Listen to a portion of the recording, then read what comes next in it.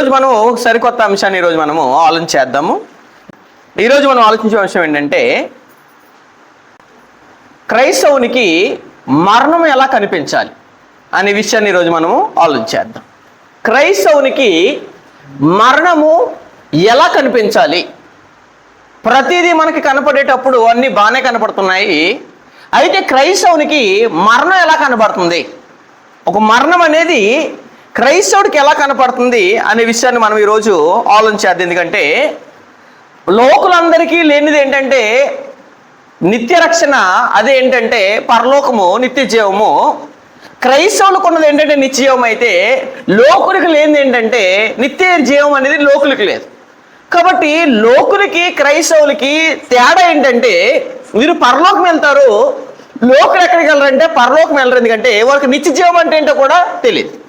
అయితే క్రైస్తవునికి మరణం ఎలా కనబడుతుంది, మనం మరణాన్ని చూసేటప్పుడు ఎలా చూస్తున్నామో, మనకు ఎలా కనపడుతుందో, మన కళ్ళతో చూసినప్పుడు మరణం ఎలా కనపడుతుందో మనకు ఖచ్చితంగా తెలియాలి. ఎందుకంటే దీని గురించి బైబిల్లో క్రొత్త నిబంధనలో ఒక స్టేట్మెంట్ రాశారు చూడండి. తెస్సలోనికీయులకు రాసిన మొదటి పత్రిక, తెస్సలోనికీయులకు రాసిన మొదటి పత్రిక 4వ అధ్యాయము 13వ వచనాన్ని చదువుదాము.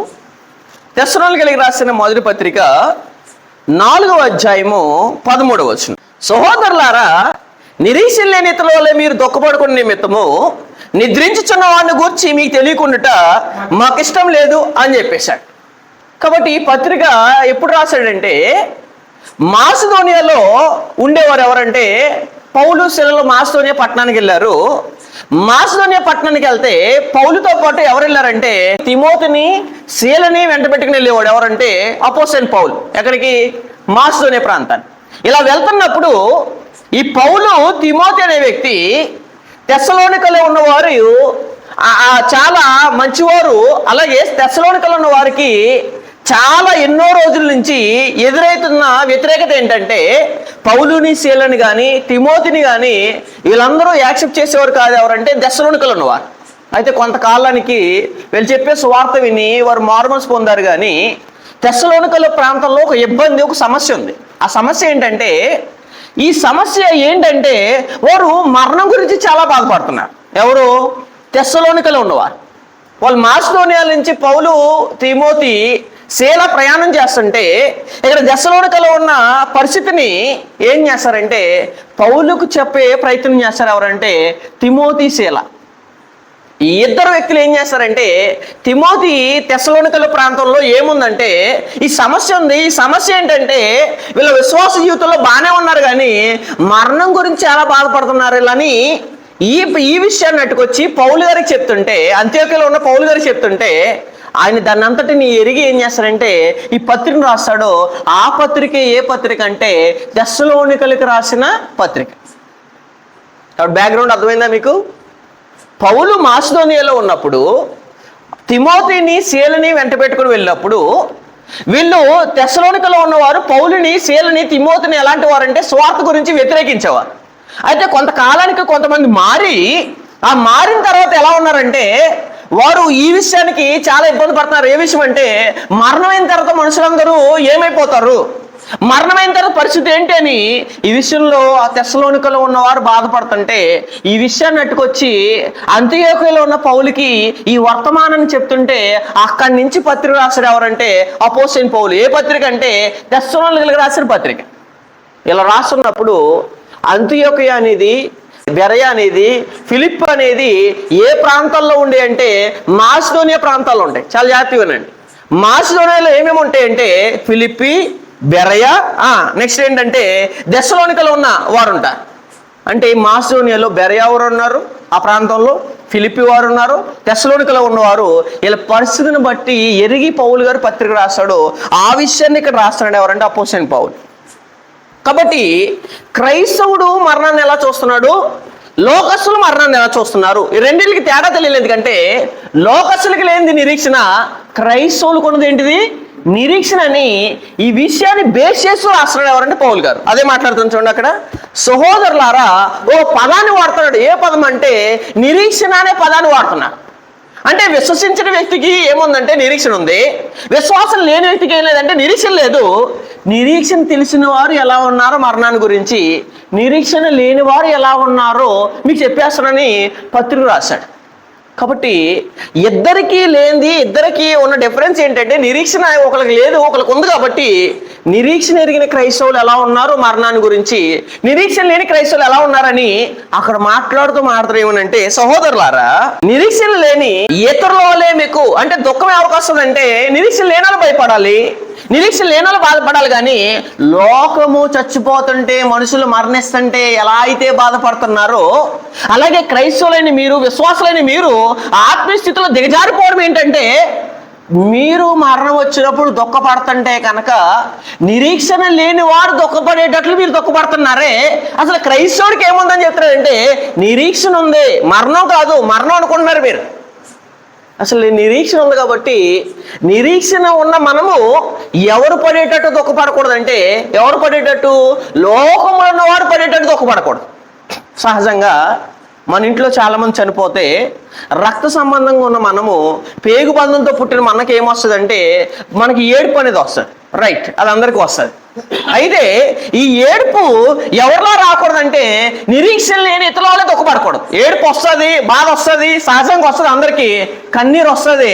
కన్నీరు వచ్చినప్పుడు ఎవరి వలే మనం దుఃఖపడకూడదంటే లోకములో నిరీక్షణ లేని వారి వలే, అదే అన్నాడు చూడండి, నిరీక్షణ లేని ఇతరుల వలే అంటే కంపారిజన్ చేస్తున్నాడు. ఇతరుల వలే మీరు దుఃఖపడకుండా నిమిత్తము నిద్రించుచున్నవారు. లోకానికి అయితే చనిపోయిన వారు ఎక్కడికి వెళ్తున్నారో తెలియదు, కానీ మీకు తెలుసుండి బాధపడుతున్నారంటే అది మీరు చేస్తున్న మొదటి పాపంలో ఒక పాపం. ఎవరైనా దేవునికి దూరం అయ్యేటట్టు ఎవరైనా బాధపడినా, దేవునికి దూరం అయ్యేటట్టు దుఃఖపడినా, మన ఇంట్లో వాళ్ళు ఎవరైనా చనిపోతే దేవునికి దూరం అయిపోయేటట్టు మీరు బాధపడారంటే మీరు ఏం చేస్తున్నట్టంటే ఆ ఏడుపు ద్వారా పాపం చేస్తాడు. గుర్తుపెట్టుకోండి. లోకస్తులు ఏడుస్తుంటే కనుక, లోకస్తులు దుఃఖపడుతుంటే కనుక మీరు ప్రమాదకరమైన పాపం చేస్తున్నారు. ఆ పాపం ఏంటంటే దుఃఖం. ఎందుకంటే ఆత్మీయ స్థితిని ఎరిగిన మనము, ఆ బాప్తిసం పొందిన మనము, నిరీక్షణ ఉన్న మనము ఇతరులు పడినట్టు మనం ఏం పడకూడదంటే దుఃఖం ఖచ్చితంగా రాకూడదు అని చెప్తూ పౌలు గారు ఈ పత్రిక దెస్సలోనికలో ఉన్న వారికి చెప్పేశాడు. అయితే మన జీవితంలో మనకు కూడా ఏముందంటే దేవుడు ఆయుష్కాలం చెప్పేశాడు. అందుకని ఏమంటాడంటే దేవుడు బైబిల్లో నియమింపబడిన దినాలు. గతంలో అయితే మెతుషెల 960 సంవత్సరాలు బతుకుతాడు. ఆ కాలానికి వచ్చేటప్పటికి నోవా కొన్ని సంవత్సరాలు బతుకుతాడు. ఆ కాలానికి ఇంకా కిందకి వచ్చేస్తే చాలా ఆయుష్ ఏమైపోయింది, తగ్గిపోయింది. ఇప్పుడు క్రొత్త రోజులకు వచ్చేస్తే కనుక ఏమైందంటే గడ్డివారు ఆవిరి వంటివారు అని చెప్పేశాడు. అంటే ఆయుష్ కాలం చెప్పేశాడు, ఎంతవరకు ఉంటామో చెప్పేశాడు, ఎప్పుడు వెళ్ళిపోతామో చెప్పేశాడు దేవుడు. ఎప్పుడు వెళ్ళిపోతామో తెలిసిన తర్వాత కూడా నిరీక్షణ లేని వారి వల్ల దుఃఖపడుతున్నామంటే మీరు ఆత్మీయ స్థితిలో ఎంత ఎదిగిన వారో, ఎంత దిగజారిపోయిన వారో ఖచ్చితంగా మీరు జాగ్రత్తగా చూసుకోవాలని దెస్సలోనికలో ఉన్న వారిని హెచ్చరిస్తూ రాస్తున్న పత్రికలు. చాలామందికి రాత్రి మనం పడుకున్నాం. ఏ రోజు రాత్రి? నిన్న రాత్రి మనందరం పడుకున్నాం. పడుకుంటే లేసే ఏంటిది, పడుకుంటే మనం ఖచ్చితంగా లేస్తున్నాం అంటే ఖచ్చితంగా లేస్తున్నాం. మరణం అనేది ఏంటంటే మరణం చావు అంటారు. కానీ చాలామంది దేవుడు మరణాన్ని ఏమన్నాడంటే నిద్ర అన్నాడు. గుర్తుపెట్టుకోండి. ఏంటిది, మీరు మరణం అంటున్నారు కానీ దేవుడు ఏమన్నాడంటే అక్కడ ఏ పదం రాస్తాడు చూడండి, నిద్రించుచున్నవారు, మరణించుచున్నవారు అంటలేదు. మీరు భూతత్వం పెట్టి మరణం అంటారు కానీ నిద్రించుచున్న వారిని గురించి మీకు తెలియకుండా నాకు ఇష్టం లేదు. మీరు ఎందుకు బాధపడుతున్నారు? మీరందరూ చనిపోయిన వాళ్ళందరూ ఏం చేస్తారంటే ఇప్పుడు ప్రజెంట్ వాళ్ళందరూ ఏం చేస్తున్నారు, నిద్రించుచున్నారు, పడుకున్నారు. అంటే పడుకుంటలో చాలా రకాలైన నిద్రలు ఉంటాయి. పొద్దున్నే మనం రాత్రి పిల్లోడు పడుకుంటే పొద్దున్న స్కూల్కి అమ్మగారు లేపితే లేస్తాడు, అదొక నిద్ర. అలాగే నాన్నగారు లేపితే నిద్ర ఒకటి ఉంటుంది, అమ్మ లేపితే నిద్ర ఒకటి ఉంది. అమ్మ చెప్పినా లేకనివాడు ఎవరి చేతులు ఎక్కుతాడు, నాన్న లేపితే నిద్ర ఉంటాడు. అంటే నిద్రలో చాలా రకాలు ఉన్నాయి. అయితే మనం కూడా ఆపరేషన్ చేసుకునేటప్పుడు డాక్టర్ గారు పడుకోబెట్టిన నిద్ర ఉంది. అదేంటిది, 1 డే వరకు 24 గంటల వరకు ఎత్తిన ఇంజక్షన్ ఇచ్చిన మత్తు, అది దిగని నిద్ర ఒకటి ఉంటుంది. అదేంటంటే అది నిద్ర. అదే డాక్టర్ గారు మనిషి కోమాలోకి వెళ్ళిపోతే ఒక మత్తు ఇస్తాడు, అదొక నిద్ర ఉంటుంది. ఏంటంటే ఈ నిద్రలో రకాలు చాలా ఉన్నాయి. ఆ రకాల్లో అసలైన నిద్ర ఏంటంటే ఇంకా ఎవరు లేపితే లేస్తారంటే అమ్మ లేపినా లేగరు, నాన్న లేపినా లేగరు, డాక్టర్ ఇంజక్షన్ ఇస్తే 24 గంటల్లో లేచిపోతాడు, ఒక నిద్ర. స్కూల్ బెల్ల కొడితే లేచే వాళ్ళు ఉంటారు, నిద్ర. అంటే నిద్రలో చాలా రకాలు ఉన్నాయి. అదొక నిద్రలో ఒక నిద్ర ఏంటిది, మరణము అని చెప్పేశాడు. కాబట్టి మరణం అనేది ఏంటంటే ఒక నిద్రగా కనపడాలి తప్పించి మరణం అంటే ఏదో దూరం అయిపోతున్నాం. ఎందుకంటే మన ఆయుష్ ఏంటో చెప్పేసిన తర్వాత కూడా మనం భయపడుతున్నాం అంటే కనుక మరణాన్ని క్రైస్తవుడు నిద్రగా చూడట్లేదు. ఎప్పుడైతే రాత్రి పడుకున్నా మనం ఖచ్చితంగా ఏం చేస్తాం, పొద్దున్న లెగిసామే, అలాగే మనం పడుకున్న మనం ఒక రోజు లెగిస్తామని ఎవరికైతే నిరీక్షణ లేదో వారే ఎలా ఏం చేస్తారో పెద్ద పాపం చేస్తారు. ఏమనంటే నిరీక్షణ లేని ఇతరులు వాళ్ళే దుఃఖపడుతున్నారు. మా అబ్బాయి రాత్రి పడుకున్నాడు, పొద్దున్న లేచాడు అంటే పడుకుంటే బాధపడతాం మనం. రాత్రి మా నాన్న పడుకున్నాడు అంటే మా నాన్న పడుకుంటే నేను బాధపడను, మా అమ్మ పడుకుంటే నేను బాధపడను. కానీ మన ఇంట్లో వాళ్ళు పడుకుంటే ఎందుకు బాధపడుతున్నాం మనం? మన వాళ్ళు ఏం చేస్తారంటే పడుకుంటున్నారు, అసలు పడుకునేదే దేనికి? రేపొద్దున లేవడానికి. అలాగే మనం రేపొద్దున లేవడం కొరకు ఈ భూమి మీద మనం అందరం ఏం చేస్తున్నామంటే పడుకున్నామని ఖచ్చితంగా మనందరికీ తెలియవలసిన విషయం అండి. ఎందుకంటే నిద్రించిన వారు ఖచ్చితంగా లేస్తారు. ఆ లేవడం కొరకే మనం అందరం ఏం చేస్తున్నాం, నిద్ర పొందుతారు. అందుకని ఈ నిద్ర ఎవరు లేపాలంటే మనల్ని ఎవరు లేపాలి? ప్రభువారు వచ్చి లేపితేనే కానీ లేక నిద్ర. అమ్మ వచ్చినా లేగం, నాన్న వచ్చిన అమ్మా నేను వచ్చాను చూడు, నాన్న నేను వచ్చాను చూడు, అక్క నేను వచ్చాను చూడు, తమ్ముడు నేను వచ్చాను చూడు అంటే ఎవరు వచ్చి చూసినా ఆ వ్యక్తి లెగడో. ఎవరు లేపితే లెగుతాడు? ఈ జీవాన్ని ఇచ్చిన ఆయన, జీవం పోసిన ఆయన వచ్చి లేపితేనే ఆయన లెగుతాడు. అదొక నిద్ర. దీన్నే డీప్ స్లీప్ అంటారు, అంటే శాశ్వత నిద్ర. ఇది యేసుక్రీస్తు వారు వచ్చి అమ్మ లెగు అంటే లెగిసే నిద్ర. అది చెప్తాడు చూడండి, యోహాను సువార్త 5వ అధ్యాయం 28వ వచనం. మనకి మరణం అసలు ఎలా కనపడుతుంది, ఎలా కనపడవలసిన మరణము ఎలా కనపడుతుంది మన జీవితాలను బట్టి, నిరీక్షణ ఉన్న మనకి మరణం ఎలా కనపడుతుంది ఒకసారి చాలా జాగ్రత్తగా చూసుకోవాలండి మనం. దీనికి ఆశ్చర్యపడకుడి, ఒక కాలం వచ్చుచున్నది, ఆ కాలమున సమాధుల్లో ఉన్న వారందరూ ఆయన శబ్దం విని మేలు చేసిన వారు జీవ పునరుద్ధానమును, కీడు చేసిన వారు తీర్పు పునరుద్ధానకును బయటికి వచ్చేదురు. మన వాళ్ళందరూ పడుకునే దేనికంటే ఒక రోజు బయటికి రావడానికి. అది ఎవరు చెప్పారంటే క్రీస్తు ప్రభువు చెప్పేశారు. క్రీస్తు ప్రభువు లేపే నిద్ర ఒకటి ఉంది. ఎందుకంటే మరణం అనేది ఒక సిస్టమ్. ఈ సిస్టంలోకి మనం అందరం వెళ్తాం. ఒక రోజు వెళ్ళిన మనం లెగడానికి వెళ్తున్నాం, అది గుర్తుపెట్టుకోవాలి. మరణం అనేది ఏంటంటే నిద్ర. ఒక రోజు లేవడం కొరకు ఈ భూమి మీద మనం అందరం ఏం చేస్తున్నాం, పడుకుంటున్నాము. ఈ పడుకున్న మనల్ని యేసుక్రీస్తు ఏం చేస్తారు, సమాధుల్లో ఉన్న వారందరూ లేకమంటాడు. కాబట్టి లేపే నిద్ర ఒకటి ఉంది. అమ్మ లేపినా నాన్న లేపినా లేచే నిద్ర కాదు అది. యేసుక్రీస్తు వారు లేపితేనే లేచే నిద్ర ఇది. అందుకని చెప్పేసి చూడండి అక్కడ 28వ వచనం. దీనికి ఆశ్చర్యపడకండి. మీరు ఏదో ఆశ్చర్యపడడం, మా అమ్మ చచ్చిపోయింది. చాలా మంది అంటారండి, ఏమని అంటారంటే అనుకోలేదండి. విన్నారన్నమాట, అనుకోలేదండి ఆయన చచ్చిపోతాడని. ఆమె చచ్చిపోద్దని అనుకోలేదండి. మా అబ్బాయి చచ్చిపోతాడని అసలు ఊహించలేదు, అనుకోలేదు. ఆశ్చర్యపడకండి దయచేసి అన్నాడు దేవుడు. ఏమనంటే మీరు దీనికి ఆశ్చర్యపడకండి. నేను చెప్తున్నాం ఏమనంటే ఒక కాలం వచ్చుచున్నది, ఆ కాలమున సమాధుల్లో ఉన్న వారందరూ శబ్దం విని, పొద్దున్నే అమ్మ అల్లారం పెట్టకముందు అమ్మ లెగు స్కూల్కి వెళ్ళాలని శబ్దం విని ఎలా అయితే లేపుతుందో, యేసుక్రీస్తు వారు కూడా పడుకున్న వారిని ఆయన శబ్దంతో లేపుతాడు. లేపడం కొరకు నేను పడుకోబెట్టాడు. కాబట్టి నువ్వు పడుకుంటుంది, నువ్వు నిద్రిస్తుంది దేని కొరకు అంటే ఒక రోజు లేవడానికి అని చెప్తున్నాడు. ఎందుకంటే ఇది ఒక నిద్ర. అదే చెప్పేశాడు. సమాధుల్లో ఉన్న వారందరూ ఆయన శబ్దం విని మేలు చేసిన వారును, జీవ పునరుద్ధానకును, కీడు చేసిన వారును, తీర్పు పునరుద్ధానకును బయటికి వచ్చేరు. అంటే బయటికి రావడానికి మనం ఏం చేస్తున్నాం అంటే పడుకుంటాం. చిన్నప్పటి నుంచి ప్రతి దానికి మనం ఏం చేస్తున్నామంటే ఒక సిస్టమేటిక్ నేర్పిస్తామండి. ఎవరికి? మన పిల్లలకి. అమ్మా నువ్వు స్కూల్కి వెళ్ళిన తర్వాత ఎలా ఉండాలి, నాన్న నువ్వు స్కూల్కి వెళ్ళిన తర్వాత ఎలా ఉండాలి, నువ్వు అక్కడికి వెళ్ళిన తర్వాత ఎవరు ఇచ్చిన పదాలు తినకూడదని ముందే ప్రిపేర్ చేసే మనము మన జీవితంలో ఇది ఎందుకు ప్రిపేర్ చేసుకుంటుంది ఏంటంటే నాకు మరణం ఎప్పుడైనా వస్తుంది, నేను పడుకుంటానికే ఏమవుతానంటే ఒక రోజు కన్ను మూస్తున్నాను. కన్ను మూసేదేనికి? పడుకోవడానికి. కన్ను మూసేదేనికి? నిద్రపోవడానికి అని ఈ సిస్టాన్ని సమాజంలో ఏ కుటుంబంలో ఎవ్వరూ నేర్పకుండా చచ్చిపోతున్నారు. ఒక అన్ని సిస్టాలకి నేర్పే మనము ఈ సిస్టాన్ని మన ఇంట్లో ఎందుకు నేర్పలేకపోతున్నాం? ఎందుకంటే పుట్టిన నేను ఎప్పుడైనా వెళ్ళిపోతాను.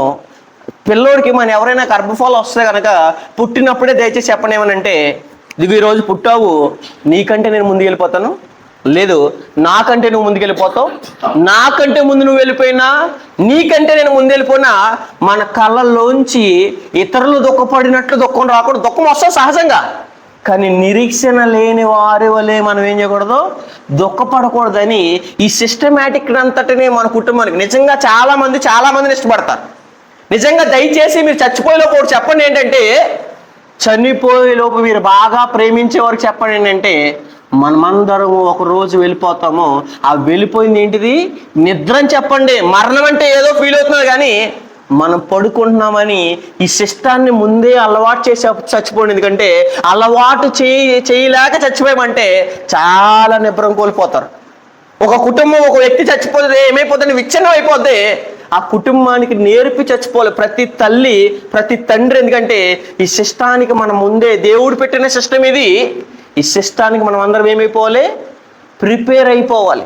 చూద్దాం ఒకసారి ప్రసంగి గ్రంథము 1వ అధ్యాయం 5వ వచనం. ప్రసంగి గ్రంథము 1వ అధ్యాయం 5వ వచనం. మనందరికీ సూర్యుడు తెలుసు. సూర్యుడు ఎక్కడి నుంచి వస్తున్నాడు? ఎక్కడికి ఉదరిస్తున్నాడు? తూర్పును ఉదరిస్తే మళ్ళీ ఎక్కడికి వెళ్తాడు? మరలా అక్కడికి వెళ్ళిపోతాడు. అన్నిటికీ తెలిసిందే. మరి మనం ఎక్కడి నుంచి వచ్చినా మనం అక్కడికి వెళ్ళిపోవాలంటే మరణం మనకు వస్తుంది, నిద్ర మనకు వస్తుంది ఒక రోజు. అది యేసుక్రీస్తు వారు లేకపోతే నిద్రని మనం ముందే ప్రిపేర్ అయిపోవాలి. ఎవరిని చూసి అంటే, ప్రకృతిలో ఉన్న సూర్యుని చూసి, ప్రకృతిలోని గాలిని చూసి, ప్రకృతిలోని నీళ్ళని చూసి మనం అందరం ఒక రోజు ప్రిపేర్ అయిపోవాలి. అదే చెప్తున్నాడు చూడండి భక్తుడు. ఏమని? 1వ అధ్యాయము 5వ వచనం. ప్రసంగి గ్రంథము 1వ అధ్యాయం 5వ వచనం. సూర్యుడు ఉదయించును, సూర్యుడు అస్తమించును, తాను ఉదయించిన సరము మరలా చేయుటకు త్వరపడును అని చెప్పేశాడు. నేను ఎప్పుడైనా వెళ్ళిపోతానని ఏ ఒక్క వ్యక్తి నోట్లోంచి ఏం రాదంటే మరణం అనే పదాన్ని రాకుండా కాపాడుకుంటాడు. కానీ సూర్యుడు ఏమన్నాడంటే, నేను ఎక్కడి నుంచి వచ్చానో పొద్దున్న అక్కడికే తిరిగి వెళ్ళిపోతున్న సూర్యుడికి తెలిసిందే పాఠము.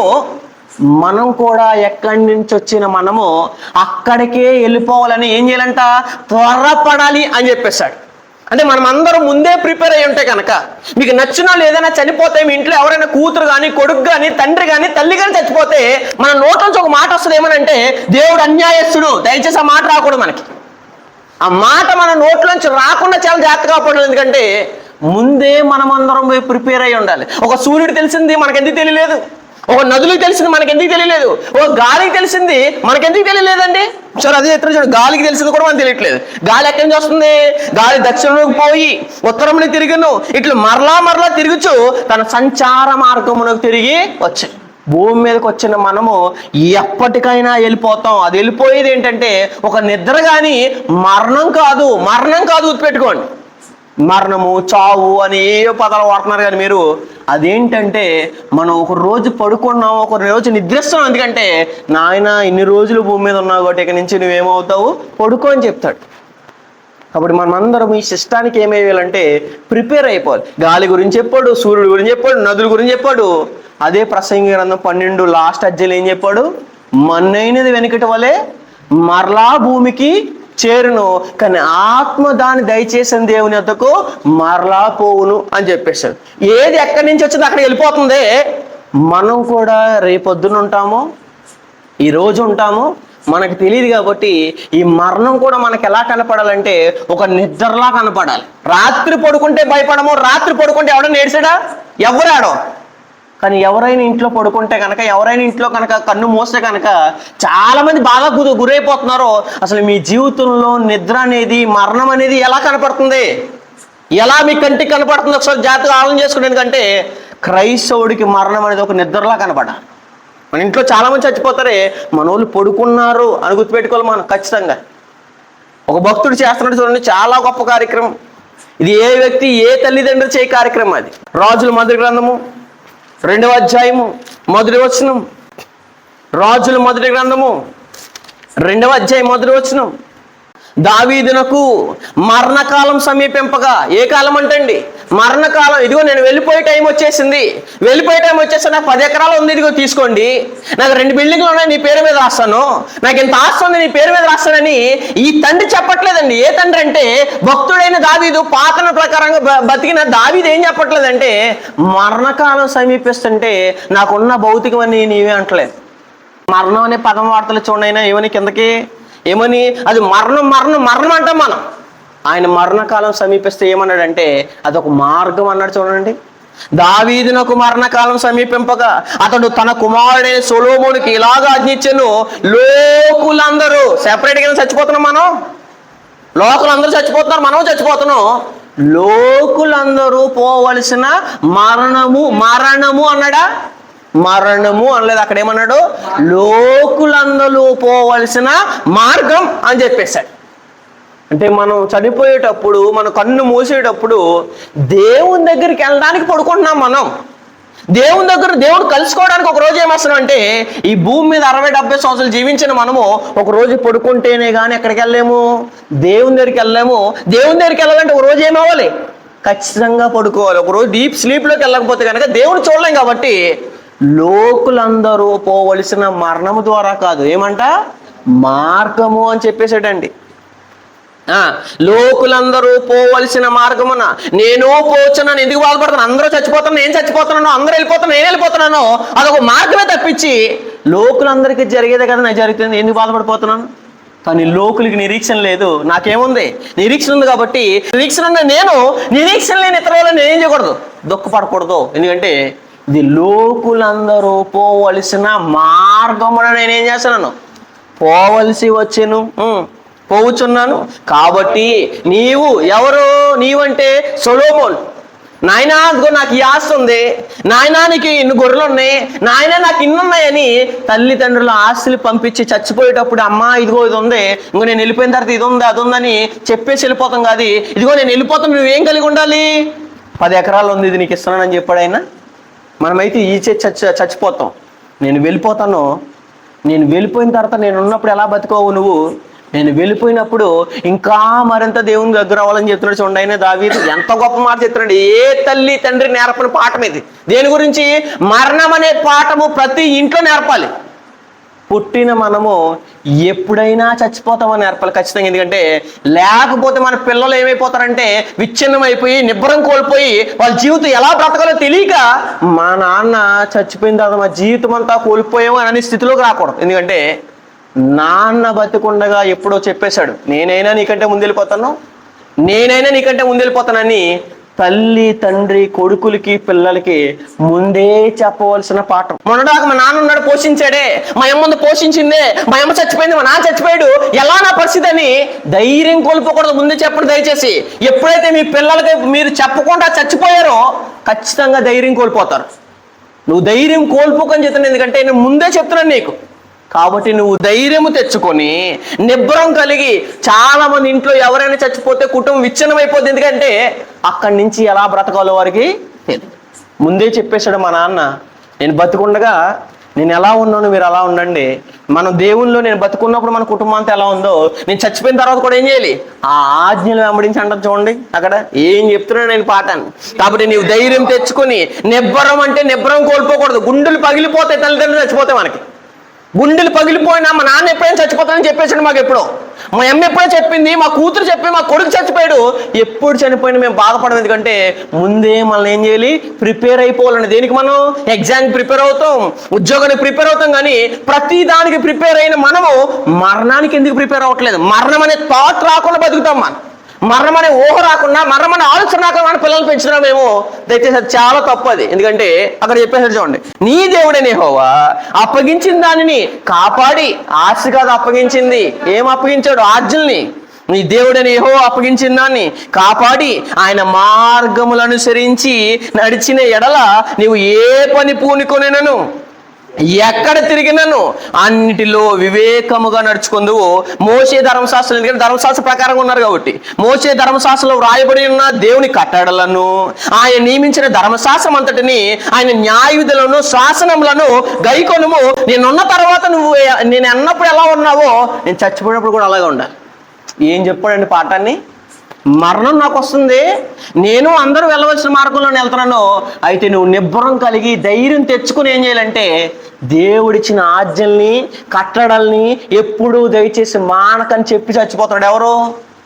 మరణకాలము సమీపించిన దావీదు. వాళ్ళు ఏం చేశారు చూడండి, అప్పుడు నీ పిల్లలు తమ ప్రవర్తన విషయంలో జాగ్రత్తగా ఉండి నా ఎదుట తమ పూర్ణ హృదయంతో పూర్ణ మనసుతో సత్యం అనుసరించి నడుచుకునేట్లా ఇశ్రాయేలు రాజసింహాసనం మీద ఆసీనుడగున ఒకడు నీకు ఉండక మానడని యెహోవా నన్ను గూర్చి ప్రమాణం చేసే మాటను చెరపచ్చు. దేవుడికి ఏదైతే మాట ఇచ్చాడో చచ్చిపోయేటప్పుడు కూడా నేను ఉన్నప్పుడు మీరు ఎలా ఉన్నారో, ఎప్పుడు కూడా దేవుని కట్టడాలు కానీ, దేవుని ఆజ్ఞలు కానీ, దేవుని వాక్యాన్ని కానీ, నేను ఉన్నప్పుడు మీరు ఎలా ఉన్నారో నేను చచ్చిపోయేటప్పుడు కూడా మీరు అలాగే ఉండాలని చెప్పి చచ్చిపోయాడండి. ఎవరంటే దావీదు. ఎవరికి?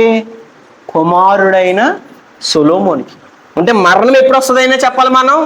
నీకంటే నేనైనా చచ్చిపోవచ్చు, నాకంటే. ఏం మాట్లాడుతున్నా లోకులు చెప్పరు. లోకులు మరణం అనే పదం చాలా భయం. కానీ క్రైస్తవుడు మరణం అనే పదం భయంగా కనపడకూడదు. మరణమే దేనికి ఎక్కడ వెళ్తున్నాము? నిరీక్షణకి వెళ్ళడానికి ఒక ద్వారం, మార్గం. మరొక భక్తుడు ఉన్నాడు అదే పాత్రలో, చూడండి ఒకసారి. ఆదికాండము 18వ అధ్యాయము. ఇదిగో అమ్మ, దేవుళ్ళో కాదు కానీ లోకమంతా ఇస్తున్నాను అని చెప్పి వెళ్ళిపోతారని చాలా మంది. కానీ ఈ భక్తుడు ఏమన్నాడు చూడండి, నా తర్వాత అన్నాడు. చాలా గొప్ప పదం. ఆదికాండము 18:19. మరణం రావాలి, మరణం రావాలని ఏ వ్యక్తి కోరుకోడండి. కానీ నాకు మరణం రావాలని త్వరపడాలన్నాడు. చూడండి అక్కడ. ఎట్లనగా యెహోవా అబ్రాహాము గూర్చి చెప్పినది అతనికి కలగజేయనట్లు తన తర్వాత. మనం ఏమంటాం? ఇదిగోరా, నేనున్నంత వరకు మన ఆస్తి అంతా నా తర్వాత నీదే, నా తర్వాత నీదే, నా తర్వాత నీదే అంటమ్మా. ఆయన కూడా తన తర్వాత నీ ఆస్తిని గురించి మాట్లాడుతున్నాడా? ఆధిక్యతల గురించి మాట్లాడుతున్నాడా? వైడూర్యాల గురించి మాట్లాడుతున్నాడా? సుఖభోగాల గురించి మాట్లాడుతున్నాడా? లోకంలో ఉన్న వాటి గురించి మాట్లాడుతున్నాడంటే తన తర్వాత ఏం చెప్తున్నాడంట? నేనున్నప్పుడు మీరు ఎలా ఉన్నారు, నీతి న్యాయములు అంటున్నాడండి. ఏ ఒక్క తల్లిదండ్రులు చెప్పరు ఇవి. చెప్పపోయారా మీ పిల్లలకి మీరు ద్రోహం చేసి చచ్చిపోయిన వాళ్ళు అవుతారు. గుర్తుపెట్టుకుని తల్లిదండ్రులు. అందుకని ఎట్లనగా యెహోవా అబ్రాహాము గురించి చెప్పినది అతనికి కలిగజేయనట్లు తన తర్వాత తన పిల్లలను తన ఇంటి వారిని ఎలా జరిగించాలంట? తన తర్వాత. ఆయన ఎప్పుడైతే దేవుని ఆజ్ఞ ప్రకారం బ్రతికాడు అబ్రాహాము, నేను చచ్చిపోయిన తర్వాత కూడా మీరు ఏం చేయాలి? పిల్లలారా, మీరు అలాగే బ్రతకండి. మీరు ఎలా బ్రతకాలి? నా పిల్లలు నా తర్వాత అంటే ఆ తరంలో అబ్రహాం అలా బ్రతికితే అబ్రహాం అయిపోయాడు. అబ్రహాం నుంచి వచ్చిన వారు ఎలా బ్రతకాలి? అబ్రహాం ఎలా బ్రతికాడో అలా బ్రతకాలి. నేను చచ్చిపోయిన తర్వాత కూడా మీరు దిగంబరులు అయిపోయి దేవుని వాక్యం వదిలేసి బ్రతకండి. మీరు ఎలా బ్రతకాలంటే మీరు నీతి న్యాయం అనుసరించి. నిజంగా మీ ఇంట్లో నేర్పుతున్నారండి పాఠం. నేను ఎప్పుడైనా చచ్చిపోతానో, నేనున్నప్పుడు మనమందరం ఎలా ఉన్నామో, నేను లేనప్పుడు కూడా మీరు అలాగే ఉండాలి. ఎప్పుడు కూడా దేవుని ఆజ్ఞలు కానీ దేవుని కట్టడలు కానీ ఎప్పుడు మర్చిపోకుండా మీరు బ్రతకూడదని చెప్పాలి ప్రతి తల్లిదండ్రుల పాఠం. అదే చెప్తున్నాడు.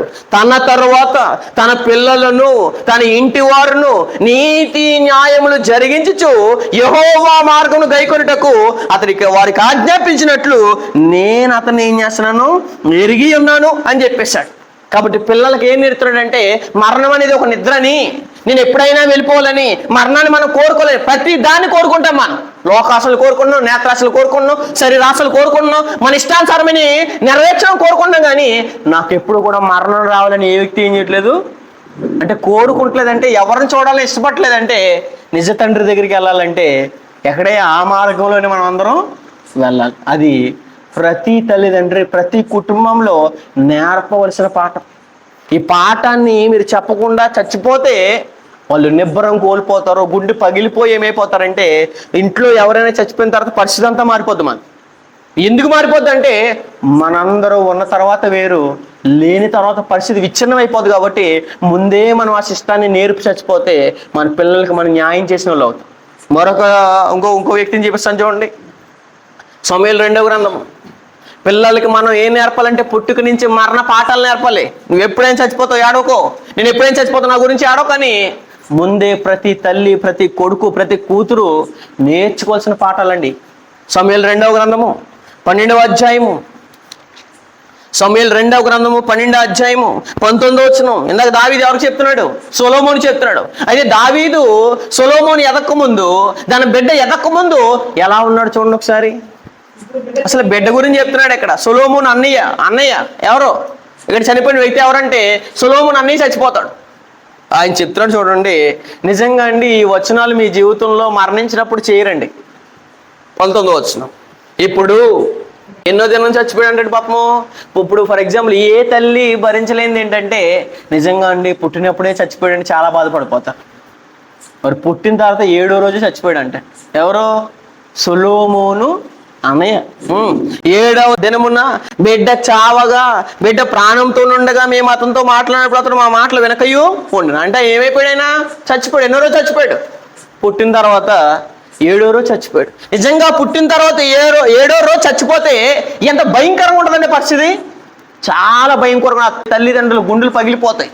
కానీ నేను అలా ప్రవర్తించట్లేదు. చూడండి అక్కడ ఏమన్నాడు, ఇప్పుడు బిడ్డ చనిపోయినని మనము ఎవరు అక్కడ ఉన్న చుట్టుపక్కల ఉన్న శిష్యులు బండ్రోతులు దావీదికి ఈ వర్తమానం తెలితే ఏమైపోతాడో, పిల్ల చచ్చిపోయాడు బిడ్డ చచ్చిపోయాడు అంటే తల్లిదండ్రులు ఏమవుతారు, శుభ్రం రిలాక్స్గా అంటారా?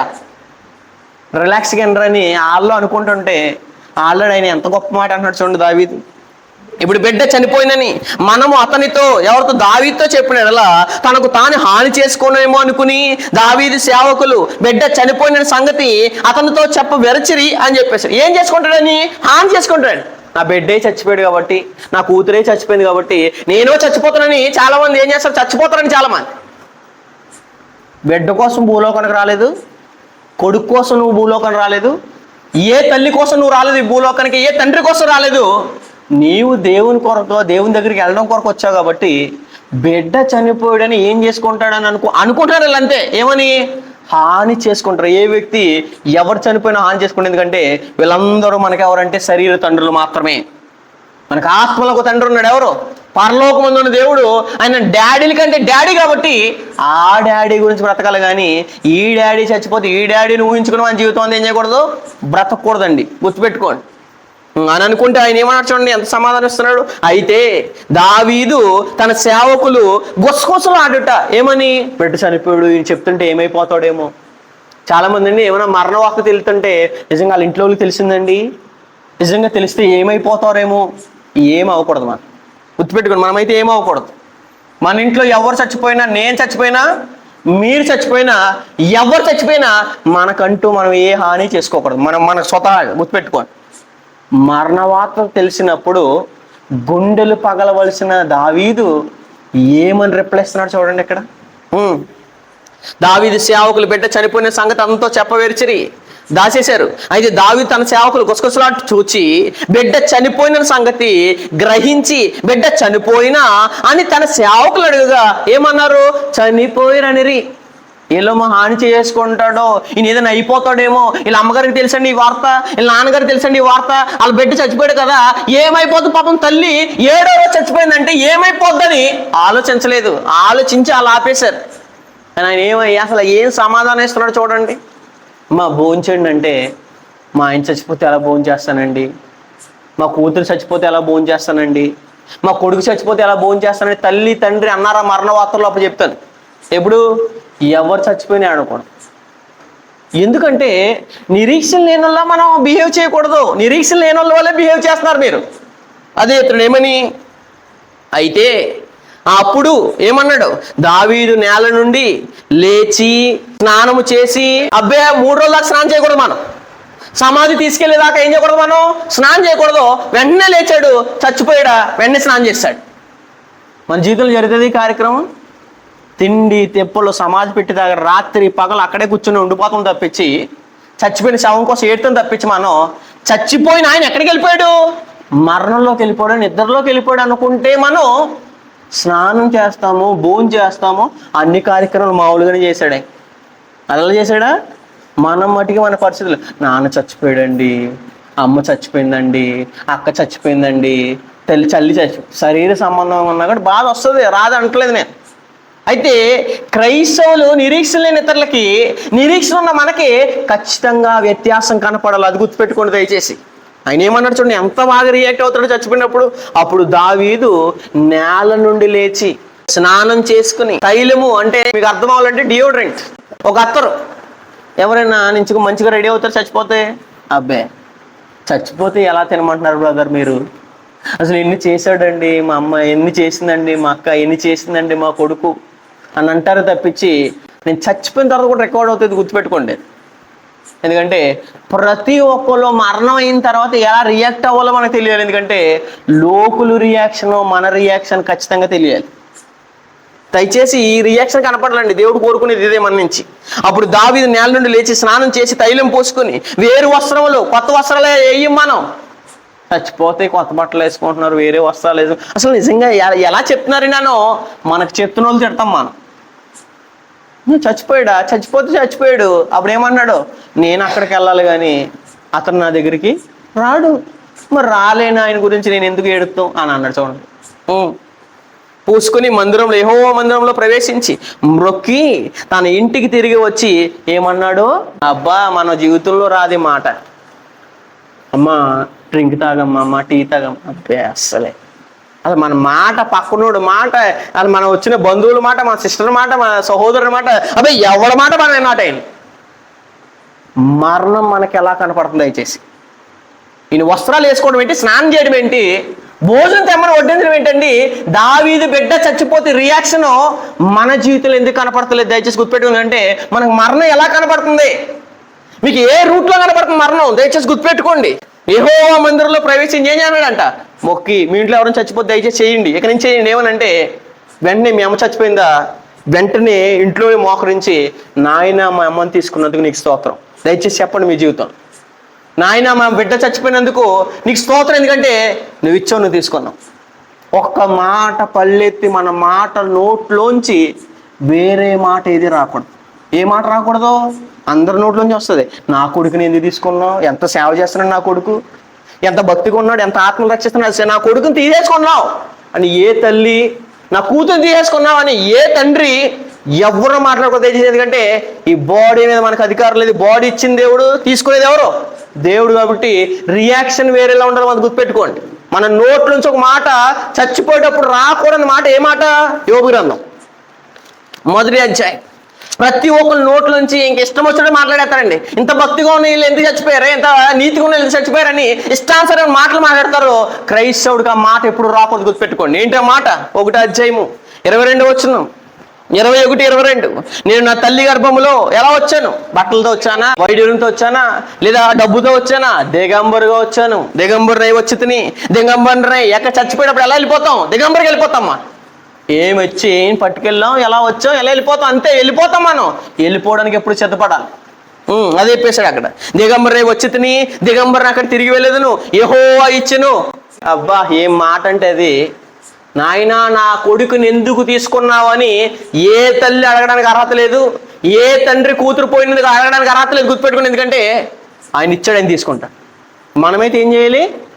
మా నాన్న చనిపోయినందుకు నీకు స్తోత్రం మొక్కి ప్రార్థన చేస్తాడండి.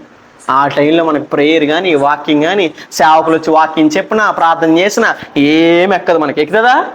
అసలు చచ్చిపోయేటప్పుడు ఏ వాక్యం ఏంటి? అబ్బాయి ఎక్కదు. ఎందుకంటే బాధ ఏంటండి? నిద్ర పడుకుంటే బాధపడుతున్నారు ఏంటండి మీరు? దయచేసి పడుకున్నవారు ఏమవుతారో మీకు తెలియకుండా మాకు ఇష్టం లేదు అని చెప్పేసి క్రొత్తనంలో క్లియర్గా వచ్చిండి. అడిగి సమూయేలు 2వ గ్రంథం కిందకు ఒకసారి ఇది చదువుదాం. యెహోవా ఇచ్చాను, యెహోవా తీసుకొని పోయాను, యెహోవా నామమునకు ఏం కలగాలి? నా బిడ్డ చనిపోయినందుకు, నా కొడుకు చనిపోయినందుకు, నా కూతురు చనిపోయినందుకే యెహోవాకి ఏం కలగాలి? స్తుతి కలుగును కాక అన్నాడు.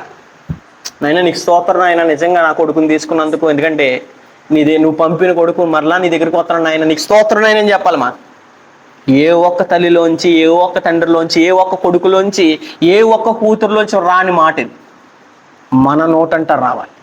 యెహోవా నామమునకు ఏం కలగాలి? స్తుతి కలగాలని చెప్పవలసి మనం ఏమంటున్నాం? దేవుడు అన్యాయం చేశాడే నాకే అంటున్నాం.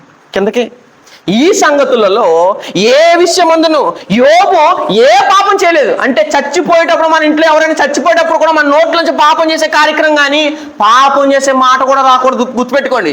దుఃఖంలో ఉన్నాం కదా, బాధలో ఉన్నాం కదా, ఏది పడితే మాట్లాడేస్తాం అనుకుంటున్నారేమో. దుఃఖంలో ఉన్నప్పుడు కూడా పాపం రాకూడదు. ఏ విషయమందును పాపం చేయలేదు. దేవుడు ఏం చేయలేదంట? అన్యాయము చేసిందని. మన ఇంట్లో వాళ్ళు ఎవరైనా అన్యాయం చేశారంటే నోరు మూయించాడు. దయచేసి మరణంలో ఎవరైనా బతుకుంటే అప్పుడు చెప్పండి. దేవుడు ఎప్పుడు కూడా ఏం చేయడు? నా దేవుడు అన్యాయస్తుడు కాదు. ఎందుకంటే ఆయన ఇస్తాడు, ఆయన తీసుకునే అధికారం ఆయనకు ఉంది. అడగడానికి నువ్వెవరని చెప్పాలి మనం. ఎందుకంటే దేవుడు ఎవరు కాదు, అన్యాయం కాదు. అంటే నోట్లో ఆ మాట వస్తున్నప్పుడు మనం అలా ఊరుకుంటున్నామంటే దేవుడు అన్యాయస్తుని తీర్పు తీర్చబడుతుంది అక్కడ. కాబట్టి ఎలా రియాక్ట్ అవ్వాల్సిన మనము ఎలా రియాక్ట్ అవుతున్నాం? అసలు మరణం మన కంటికి ఎలా కనబడుతుంది? ఈయనకి ఎలా కనపడింది, మనకి ఎలా? పాత నిబంధనలో దావీదుకి ఎలా కనపడింది? కొత్తలో ఇంకెంత ఉండాలి? మనం చాలా మెచ్యూరిటీగా ఉండాలి. మనం సమూయేలు 2వ గ్రంథం 12వ అధ్యాయము చదువుదాం ఒకసారి. సమూయేలు 2వ గ్రంథము 12వ అధ్యాయము 20వ వచనం. అప్పుడు దావీదు నేల నుండి లేచి స్నానము చేసి, స్నానము అనే పదాలు మన జీవితంలో ఉండవు. తైలము అనే పదం ఉండవు, యెహోవాకు బ్రొక్కడం అనే పదం ఉండదు, భోజనం చేయడం అనే పదము మరణం ఉన్న పదం. భోజనం చేయించి తెమ్మనగా వారు వడ్డించారు. అతను ఏం చేశాడు? భోజనం చేశాడు. అతని సేవకులు బిడ్డ జీవంతో ఉండగా ఉపవాసం ఉండి, అంటే బతుకున్నప్పుడు ఆయన ఏం బతుకుతాడని ఆయన ఏమన్నాడంట? బతుకున్నప్పుడు చేస్తే ఉపయోగం అంటే ఉపవాసం ఉండి దాని కొరకు ఏడ్చుంటుంది. కానీ అది మరణమైనప్పుడు లేచి, అంటే బతుకుతాడని ఉపవాసం చేశాడే, తిండి మానేశాడు పర్లేదు, కానీ చచ్చిపోయిన తర్వాత ఏం మానలేదు తిండి మానలేదు. మరి చచ్చిపోయిన తర్వాత తిండి మానేస్తాడు. వారం రోజుల దాకా, నెల రోజుల దాకా మనం భోజనం చేయి. మన ఇంట్లో ఏమి ఎలగదు? పొయ్యి ఎలగదు. ఏంటండి, అన్యులు అలాగే చేస్తున్నారో మనము కూడా ఏం చేస్తున్నాం? అలాగే చేస్తున్నాం. ఇది ఎంత చాలా బాధాకరం అంటే చాలా బాధాకరమైన విషయం ఇది. అది మనకి ఖచ్చితంగా మనందరూ తెలుసుకోవాలి. సమూయేలు 2వ గ్రంథము 12:21.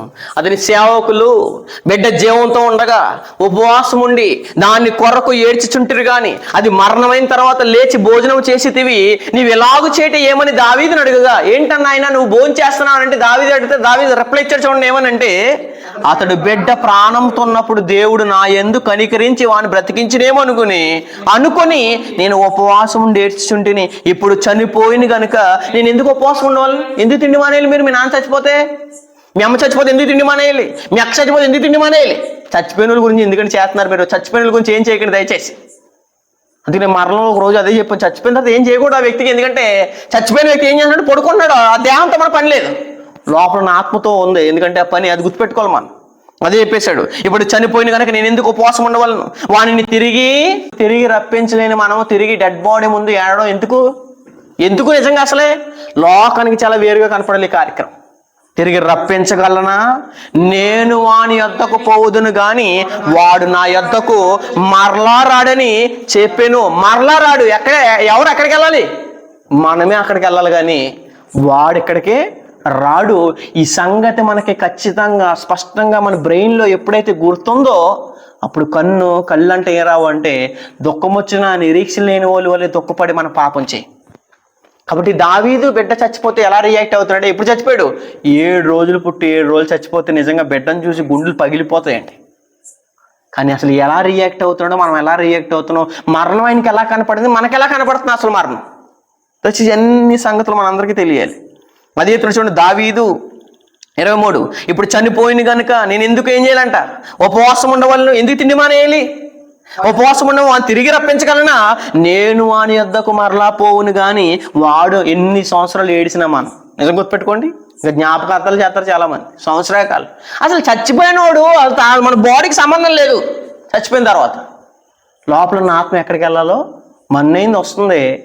మరలా ఆత్మ దాన్ని దయచేసింది దేవుని యొద్దకు మరలా పోవును అన్నప్పుడు ఆత్మ గురించి బతుకుండగా ఆలోచించి మనము చచ్చిపోయిన తర్వాత డెడ్ బాడీతో ఏ పని లేదు. కాబట్టి ఎలా రియాక్ట్ అవ్వాల్సిన మరణం మనకి ఎలా కనపడుతుంది చాలా జాగ్రత్తగా ఆలోచించాలి. ఎందుకంటే దావీదు వెళ్ళిపోయేలో బతుకుండగా ఎవరు చెప్పాడు? తన చిన్న కొడుకైన సొలొమోనుకి చెప్పాడు. పెద్ద కొడుకు చచ్చిపోతే ఎలా రియాక్ట్ అవుతున్నాడు? చాలా బాగా రియాక్ట్ అవుతున్నాడు. అతను చచ్చిపోయినప్పుడు కొడుకు నేర్పేశాడు. బతుకుడుగా తన అన్నీ చచ్చిపోయినప్పుడు కూడా ఎలా రియాక్ట్ అవుతాడు? దావీదు చాలా మంచి పాఠం నేర్పుతున్నాడు. ఎందుకంటే బైబిల్లో కూడా ఒక ఆయన చచ్చిపోయాడు. ఎవరైనా? లాజరు. మనం పరదేశంలో అని ఎప్పుడైతే గుర్తుపెట్టుకుంటామో, మనం యాత్రికులు ఎప్పుడైతే గుర్తుపెట్టుకుంటామో అప్పుడు మరణించినప్పుడు మనం బాధ కలగదు. లాజరు చచ్చిపోతే ఏమన్నాడు యేసుప్రభువు వారు? పొద్దున్నే నైట్ పడుకుంటే అమ్మ లేపినట్టు లాజరు బయటికి రా అంటే వచ్చేసాడు. అదేంటిది? అది మరణం కాదు, అది ఏంటిదంటే నిద్ర అది. కాబట్టి ఎప్పుడు కూడా మరణం వచ్చినప్పుడు మన జీవితంలో మన ఇంట్లో వాళ్ళు ఎప్పుడు కూడా ఎవరిని కూడా దుఃఖపరిచేలా మాట్లాడకూడదు. అసలు దేవుని తిట్టకూడదండి. యోహాను సువార్త 11:11 చదువుదాం ఒకసారి. ఆయన ఈ మాటలు చెప్పిన తర్వాత వారి స్నేహితులైన లాజరు ఏం చేస్తున్నాడు? చెల్లిపోయాడండి, చచ్చిపోయాడండి, వెళ్ళిపోయాడండి, మా నాన్న మమ్మల్ని వదిలేసి వెళ్ళిపోయాడండి, మా అమ్మ వదిలేసి వెళ్ళిపోయిందండి, మా అక్క వదిలేసి వెళ్ళిపోయిందని కాదు. ఏమైపోయాడు? లాజరు నిద్రించుచున్నాడు. నిద్రించాడంతే. నిద్రించినోడు ఒక రోజు ఏం చేస్తాడో లేపుతాడు యేసుప్రభువు వారు వచ్చి. అందుకనే చెప్తున్నాడు లాజరు చనిపోయాడు అందరూ అనుకుంటే యేసుప్రభువు వారు ఏ మాట అన్నాడంటే, లాజరు వెళ్ళిపోయాడండి, మమ్మల్ని వదిలేసి వెళ్ళిపోయాడండి. వదిలేసి వెళ్ళిపోలేదండి, వెళ్ళవలసిన చోటుకి వెళ్ళారండి. అదే చెప్తాడు 11 ఆయన ఈ మాటలు చెప్పిందా అందరూ ఒకలా రియాక్ట్ అవుతుండే. యేసుప్రభువు అక్కడ ఏ మాట చెప్తున్నాడు చూడండి, గొప్ప మాట. ఆయన ఈ మాటలు చెప్పిన తర్వాత మన స్నేహితుడైన లాజరు మరణించాడు అంటలేదు, నిద్రించున్నాడు. అతన్ని నేను ఎందుకు వెళ్తాను అనుకుంటున్నారు లాజర్ దగ్గరికి? మేలు కొలపడానికి, లేపడానికి. అమ్మ కొడుకు దగ్గరికి ఎందుకు వెళ్తున్నావు అంటే లేపడానికి వెళ్తాను, ఎందుకంటే స్కూల్ టైమే. నేను లాజర్ దగ్గరికి ఎందుకు వెళ్తానంటే మేలుకొనేలా చేయడానికి నేను ఎక్కడికి వెళ్తున్నాను? లాజర్ దగ్గరికి వెళ్తున్నానని యేసుక్రీస్తు వారు చెప్తున్నారు. మనం ఎప్పుడైతే పైన ఉన్న వాటి మీద మనసు పెట్టామో, భూసమైన వాటిని ఎప్పుడైతే మనసు పెట్టలేదో, ఎప్పుడైతే పైన వాటిని చూసినప్పుడు మరణం మనకు పెద్ద భూతద్దంలా కనపడదు, చావు పెద్ద భూతద్దంలా కనపడదు. పరదేశులము, ఈ దేశం మంద కాదు అని ఎప్పుడైతే గుర్తుపెట్టుకున్నామో, మన ఇంట్లో వాళ్ళు ఎవరైనా మరణించినప్పుడు మనం పెద్ద ఆందోళనకు గురము, నిబ్బరం కోల్పోము, ధైర్యాన్ని విడిచిపెట్టమండి. ఎప్పుడైతే ధైర్యాన్ని విడిచిపెడతామంటే నిరీక్షణ మనకు ఉందని ఎప్పుడైతే మర్చిపోతున్నామో అప్పుడు మనం ఏం చేస్తుంటే గుండ్లు పగిలిపోతున్నాం అని. కానీ ఎప్పుడైతే క్రైస్తవులు వైఖరి మరణాన్ని ఎలా చూస్తున్నారో ఖచ్చితంగా చాలా జాగ్రత్త కనపడాలి. ఎందుకంటే ప్రతి ఒక్కరండి పొద్దున్నే లేచిన వెంటనే ఏ పాటలు పాడరు? మీకు పాట చూపిస్తాను. ఏంటిది ఇది? పరమా జీవము నాకు నువ్వు అని పొద్దున్న లేచిన పాట అటు ఇటు కొట్టేస్తారు మనల్ని. ఎందుకు? రే లేచిన నీ పాటలు ఏంటంట. దయచేసి మీ ఇంట్లో గుర్తుపెట్టుకోండి. మరొకటి చెప్తున్నాను, పొద్దున్న లేచిన తర్వాత ప్రతిరోజు గుర్తుపెట్టుకుని అంటే నేను ఒక రోజు ఎక్కడికి వెళ్ళాలి? పరదేశులమో ప్రియులారు అన్నాం అనుకోండి, ఇలాగ పాట బాగోదు. చచ్చిపోయినప్పుడే పాడాలి ఆ పాట. పొద్దున్నే లేచిన తర్వాత మనం ప్రతిరోజు లోకంలో కలవకుండా ఉండాలంటే ఈ పాట పాడుకుని మన జీవితం స్టార్ట్ చేస్తే, ఓహో నేను అక్కడ నుండి కదా, ఇక్కడ అన్నీ అలవర్చుకోకూడదని గుర్తుంటుంది మనకి.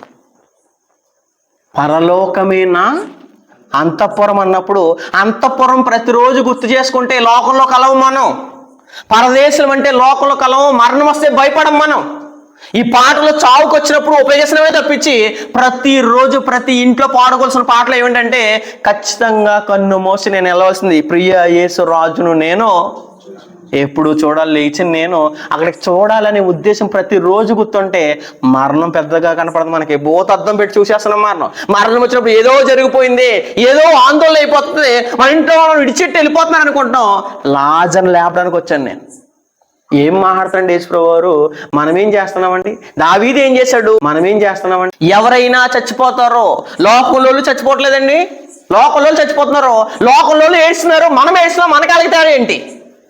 దర్శనగలిగి రాసిన మొదటి పత్రిక 4:16 వాళ్ళు ఎక్కడికి వెళ్తారో తెలియక ఎడుతున్నారు, మనం తెలిసి ఎడుతున్నామండి. మనం దర్శనగలిగి రాసిన మొదటి పత్రిక 4:13 చదువుదాం. సహోదరులారా, నిరీక్షణ లేని ఇతరుల వల్లే దుఃఖపడకుండా నిమిత్తము లోకానికైతే నిద్రించిన వారు ఎక్కడికి వెళ్తున్నారో తెలియదు. వాళ్ళు ఒక రోజు లేస్తారని తెలియదు. 16 అదే అంటున్నాడు. ఆర్భాటంతోనూ ప్రధాన దూత శబ్దంతో ఏం చేస్తామంట? మనం అందరం రెప్పపాటులో లేస్తాం. కనురు రెప్పపాటు అన్నాడు. రెప్పపాటులో లేచే మనం ఎందుకు బాధపడుతున్నాం? రెప్పపాటులో లేచే మనం ఎందుకు దుఃఖపడుతున్నాం? నిరీక్షణ లేని వాళ్ళు ఎందుకు బాధపడుతున్నాం? తండ్రి ముందే చెప్తే బాధ రాదే, తల్లి ముందే చెప్తే బాధ రాదే, కొడుకు ముందే చెప్తే బాధ రాదే?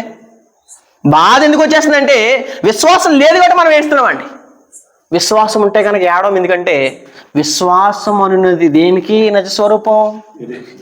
అదృశ్యమైన వాటికి నిజస్వరూపం. విశ్వాసం అనేది నిరీక్షింపబడి వాటి యొక్క నిజస్వరూపము. నిరీక్షణ ఉందని నమ్మితే కనుక కన్ను ముయ్యాలని ఎక్కువ కోరుకుంటాం. కన్ను మూయాలని కోరుకున్నప్పుడు బాధగా కనపడుతుందంటే నిరీక్షణ నీ జీవితంలో ఎప్పుడు ఏం చేస్తున్నట్టు గుర్తు చేసుకుని బ్రతకట్లేదు చాలామంది. కాబట్టి మరణం మనకు ఎలా కనపడుతుంది? ఒక తల్లి ఉందండి బైబిల్లో, ఆవిడకి నిజంగా లేచి మన హ్యాట్స్ ఆఫ్ చెప్పాలి. ఆ తల్లి ఎవరంటే యేసును కన్న తల్లి. ఆ తల్లి చెప్పినాడు. ఒక ఆయన వచ్చంటే సుమియోని ఏం చెప్తున్నాడంటే, అమ్మ నీ కొడుకు పుడుతుంది దేనికంటే చచ్చిపోవడానికి అన్నాడు. ఏ తల్లి భరించలేని బాధ. నిజంగా నీ కొడుకు పుట్టిందే చచ్చిపోవడానికంటే ఏ తల్లి ఏ తండ్రి యాక్సెప్ట్ చేయని విధానం ఏంటంటే ఆవిడ యాక్సెప్ట్ చేస్తుంటే ఆవిడకి యాక్సెప్ట్ చెప్పాలి మనం. ఎందుకంటే నిజంగా ఏ ఒక్కరూ అంగీకరించలేని కార్యం అది. ఒక ఆయన చెప్తున్నాడు నీ గుండెల్లో తగ్గ దూసుకుపోద్దంటే అసలు ఆ తల్లి ఎలా రియాక్ట్ అయిందంటే చాలా గ్రేట్ అండి ఆవిడ. అసలు నిజంగా మనకంటే గ్రేట్. నిజంగా ఎలా రియాక్ట్ అవ్వాల్సిన మనం ఎలా రియాక్ట్ అవుతున్నాం మరణం అంటే. చదువు ఒకసారి లోకసువార్త 2వ బిడ్డ బతుకున్నప్పుడే చచ్చిపోతాం అంటే భవిష్యత్ చెప్పేస్తాడు ప్రవక్త సుమియోను. ఈ భవిష్యత్ చెప్పినప్పుడు ఏమైపోవాలి? ఆ స్త్రీ మరియ గారు ఏమైపోవాలి? ముందే చచ్చిపోవాలి. మనమైతే ముందే చచ్చిపోతాం. నా కొడుకు వచ్చింది చచ్చిపోవడానిక, అయితే నేనే ఆడికంటే ఆడు చావుకు ముందే నేనే వెళ్ళిపోతానంటే నిజంగా ఎంత భరించిందండి ఆవిడ. లోకసువార్త 2:33 పుట్టిన 3 నెలల కాలేదు యేసుప్రభువు వారు. పుట్టిన 3 నెలలు కాకముందే సుమియోను అనే ప్రవక్త మరియ గారి దగ్గరికి వచ్చి నీ జీవితంలో ఏమైపోద్దంటే నీ జీవితంలో ఖడ్గం దూసుకుపోద్ది అంటున్నాడు. నిజంగా ఆవిడ కళ్ళ ఏంటంటే నిజంగా అండి, ఎవరైనా తట్టుకోలేనిది ఏంటంటే కొడుకు తల్లి ముందు చంపేస్తుంటే తట్టుకుంటారా అసలే? కొడుకుని తండ్రి ముందు చంపేస్తే అంతకంటే తీరని బాధ ఎవరికి ఉండదు. చచ్చిపోతే మనం పెద్ద బాధపడం, కానీ కళ్ళ ముందు చచ్చిపోతే ఇంకా బాధపడిపోతాం. ఎందుకంటే ఆవిడ ముందే యేసుక్రీస్తు సిలువ మీద అంత బలియాగం చేస్తుంటే నిజంగా మాతృ తల్లి అసలు ఎలా రియాక్ట్ అయిందండి. అసలు లోక సువార్త 2వ అధ్యాయము 33వ వచనం, యేసేపును ఆయన తల్లియు ఆయనను గూర్చి ఏం చేస్తానంట, చెప్పబడిన మాటలు విని ఆశ్చర్యపడిరి. సిమియోను వారిని దీవించి ఏమన్నాడు, దీవించి అమ్మా నీ గర్భంలోంచి మంచి శిశువు వస్తున్నాడే, ఆ శిశువు చాలా గొప్పవాడే అని చెప్పవలసిన ఆయన ఏం చెప్తున్నాడు, ఆవిడ దీవించి ఏమన్నాడు, అమ్మా నీ హృదయంలోంచి కట్టుకొని దూసుకుపోతుంది.